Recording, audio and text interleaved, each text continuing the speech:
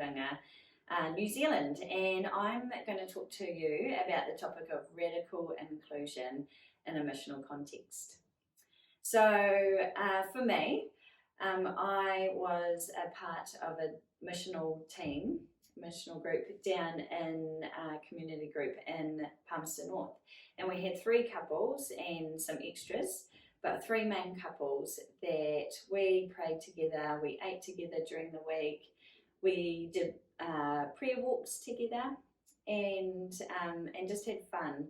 We had small children at that stage, so we had, I personally had under 5-year-olds and 3 under 5s, and we hung out in the community. So we just went down to the park and played and had prayed into going to those spaces. When a few of us got together, we decided we wanted to do a play group at the local church just down the road. So we started doing that. We had a team of people praying for us to do that, and in our community we started a wee play group. We did a little flyer up, did a letterbox drop, and prayed over the letterboxes with our kids and families and other people that we included from the wider church family to pray about the invitations we were making for this play group. When we started the play group, we had about 30 different families turn up, which was just an incredible blessing, and we knew we were doing the right thing. Over time, lots of those people kept coming, and then we got some signs made up because we thought it was a nice, just ongoing thing. So we had a wee sign outside the church on the corner saying Manu Play and the time. And as we continued to pray about this group, we had different people turn up, and there were 2 ladies in particular that turned up, and one of them drove past and they were looking for something to do that morning with their friend, and they saw the signs. They stopped outside church and she rang her friend, and the other lady turned up and they drove up, and I remember talking to them a few months later about their first interaction with us as a church. They'd never been to a church before, and we were in a church hall building, and our play group was for preschool children, and we chatted about how they felt when they first came into the building as non-church people, and they said how loved they felt as soon as they walked into that building. So these people with tattoos up their arms and lip piercings and all sorts, they walked in and felt the love. We had a few people at the door that were really beautiful at just taking little people off and off their mums if they were willing, and would allow mum to or dad to get a little bit of time to themselves and get all their bags inside and book buggies and whatever else they needed to make the morning go smooth for them. So we had this radical inclusion, I think, of how anybody that just walked off the street could just feel this absolute love and peace when they walked into that church building, that hall building in particular. So I think as we think about how we can missionally look to and seek in our communities, what is a space that's less scary and less scary probably for people to walk into. Not I don't think that always our church buildings is the most welcoming space for someone that's never walked into a church building. So how can we make it a more accessible space for them? So having our halls available for play groups. We then ran from our play group, we had a Manu music group running, and I invited those ladies from our play group that hadn't been churched into our Manu music group, and they came with us along to that and heard a lot about Jesus in that space and sang all our beautiful songs about Jesus and grace, and they went home and did the songs with their kids. I got videos of them being sent to me. They sent me little videos of their little people singing the songs and reading the books that we'd given them for Christmas and for New Year's and for Christmas and for, thinking about the time of the year, Christmas and for Easter, and for their birthdays we used to give them a little gift. And yeah, I got a few little videos sent to me from some of our little families of their children singing the songs with their mums and how much they loved hearing about something different that they'd never heard about. From Mainly Music, we actually had a couple of our little people that in our family, my husband and I, we have 4 boys, and one of our little people, Daniel, he was being baptised.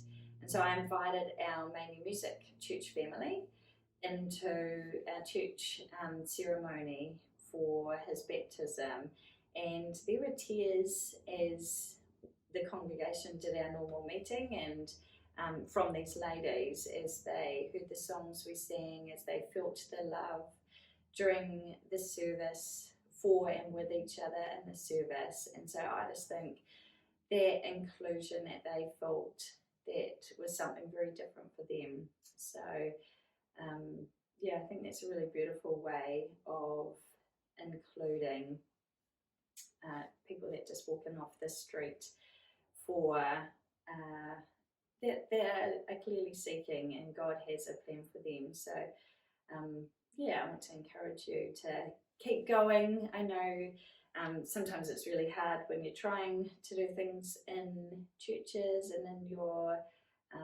hall spaces, and it doesn't always go as what you're hoping or the numbers that you want, but God works even when there's only 2 or 3 people. He will always work in their lives, and we don't know what he's doing. So another thing that we have done in our neighbourhood, so our same 3 couples with a few extras, but our 3 cool couples, we had meals together as a group. And then we decided that we wanted to do it in our neighbourhood and get to know our neighbours a bit better. So 2 of our couples, us and our friends Tim and Kim, we were neighbours at that stage, and so we decided our properties touched. So we decided to go around and knock on every door that touched both of our houses and the houses across the road from us. We invited them around for a barbecue at our place, and we prayed about the barbecue, and then we went and delivered all the invitations, and we prayed as we handed out our invitations. And then we had a really good number that came to that barbecue with us, and from there actually some of them came over and was like, this is so cool, so they invited their neighbours, so we had extra people turn up. So inclusion from their peers meant people, I think, when they're on the same level of wondering what's going on, why are people inviting us around, we don't know them. It was really nice for their peers to invite, and they just felt really safe about that. So yeah, from there, from our barbecue, we had some people that we had dogs at that stage. So my family, we had a dog, and our neighbour, he wanted to take our dog for walks because he used to have a dog, and he didn't anymore because he'd gotten old and passed away, the little doggy. So he used to take our dog for walks, which was amazing because as a mum with little people, I didn't always have time to squeeze in a walk with our dog. So our lovely neighbour Mike did that. And we had him over for meals and just chatted about things that we were doing down at church, and with our group of people, he always asked about how our Tim and Kim and Paul and Charlotte were doing. And still to this day, he looks after and takes our doggy for a walk, even though we've actually moved cities, and we introduced him to the new dog owners and who are looking after our doggy back in Palmerston North. And so they connected together, and the people that now have our dog are also from church, and so this continual group of people that are in that guy's life that are including him as a man that's on his own into a wider group and family. So through dogs, we can even include people. And also thinking about our little people. So our 4 boys have been removed. We've moved away from our family and friends back in Palmerston North, and we're now in Tauranga, and we've been up here coming up 9, just about 10 months. And so we've moved away from our grandparents and parents and siblings and cousins and everything. And so with that move, we needed to be really inclusive and intentional in how we interacted with people, because we wanted to make friends and make this a really positive move for God and for ourselves. And so with the boys, we first got to the school, and it was in COVID kind of restricted times, and so as a parent I wasn't allowed on the school ground at that first term. And so some of the boys wanted to invite their friends over for a play and in the weekends, but I didn't know any of the parents or the kids that they were talking about, because they hadn't been allowed into the school ground. So I wrote a little note into their into their lunch boxes, and popped it in their lunch boxes, and just asked, Daniel would really love so-and-so to come for a play. And so we made this inclusion in that way,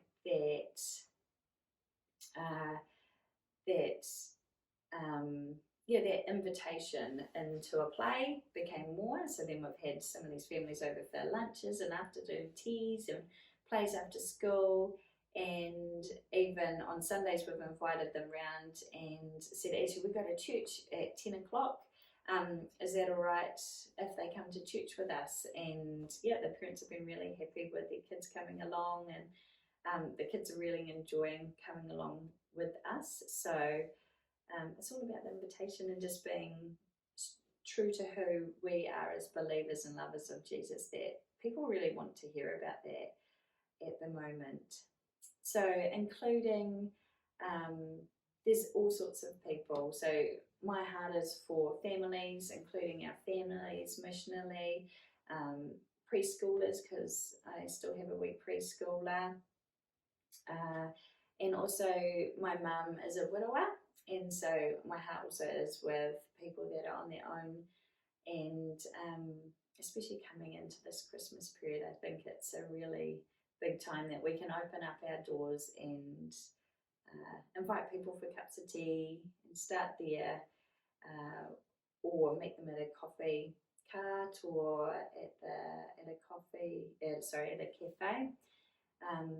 because people love friendship and love to hear about our Jesus through us. We don't have to always say the words. I think they can feel his love and his hope in us. So a verse, there's a few verses that have always stuck with me about being a loving neighbour. And one is Mark 12:30-31. Love the Lord your God with all your heart, with all your soul, and with all your mind, and with all your strength. The second is this: love your neighbour as yourself. There is no commandment greater than these. So I think as I think about that and think about all the types of people in our world that we sit beside or walk across the road from or have in our neighbourhoods, that is what God's asked us to do, and that we can find hope and peace in doing that through God. Yeah. So thanks heaps for spending some time together, and if you've got any questions, looking forward to chatting.